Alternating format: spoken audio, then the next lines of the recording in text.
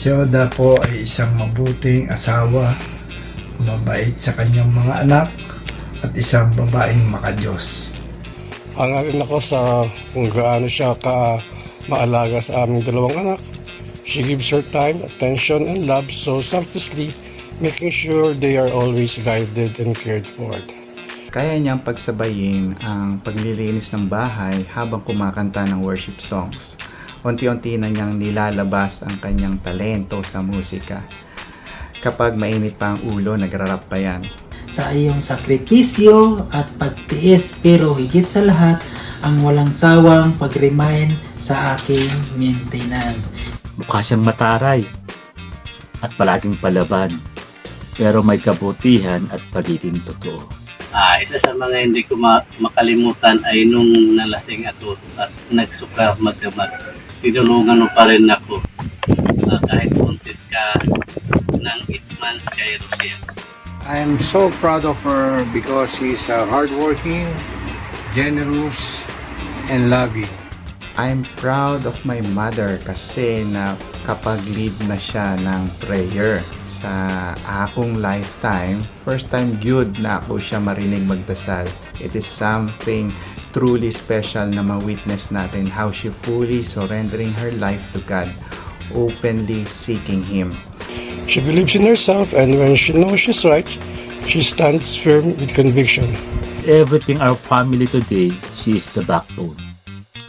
Ang dami niya ginagawa para sa pamilya namin, madalas without recognition.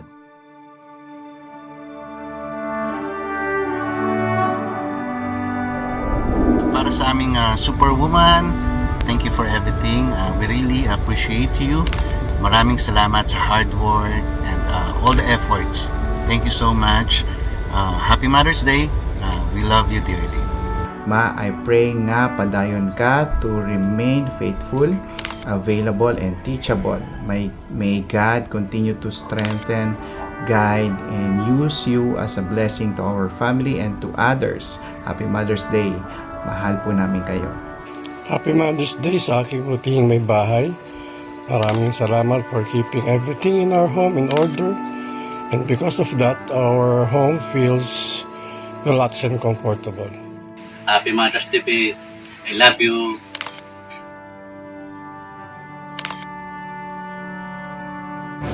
She is also a good wife and a good mother to our children. Ayon, Happy Mother's Day sa aking pinakamamahal na asawa, kapatid, kaibigan, at katulong. Salamat sa walang sawang pagmamahal sa iyong ibinubuhos mo sa akin. Mami, I'm really proud of you as my wife, mother to our children, seeing you embracing your faith, pag-aalaga sa ating mga anak, teaching them with patience, leading them kay God ay napakagandang blessing. Kaya Mami, bawasan mo pa ang pagrarap. Happy Mother's Day, I love you. I want everyone to know, nakikita ko lahat ng ginagawa mo at sobrang proud ako sa iyo. Nalin, thank you for being the quiet strength behind our home. I'm so proud of you and we are blessed because of you. I love you. Sa araw na to ay binabati ko siya ng isang Happy Mother's Day. Siya ang pinakamahalagang regalo ng Diyos sa akin. Lagi siyang masikaso at maalaga. Tampuhan at kulitan man, pagmamahal at katapatan pa rin ang katangin niyang taglay. Love you, Nanay. Pinaka-paborito kong asawa, alam kong gaano karami ang trabaho ng isang nanay. Puno ng sakripisyo.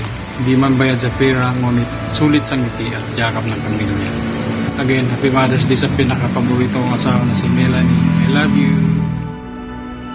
Happy Mother's Day, Ma!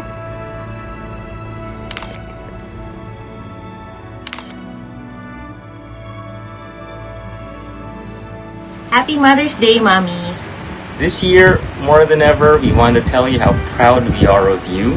Losing Dad has been one of the hardest things our family has ever faced, but through all the pain and sadness, you stayed strong for all of us. Even when your own heart was hurting, you still chose to care for us, support us, and keep our family together. Your strength, courage, and decisiveness inspired us every day, and despite everything, you continue to show kindness and warmth to everyone around you. That's something we'll always admire about you. Thank you for being our strength when you need it the most. We love you so much. Happy Mother's Day.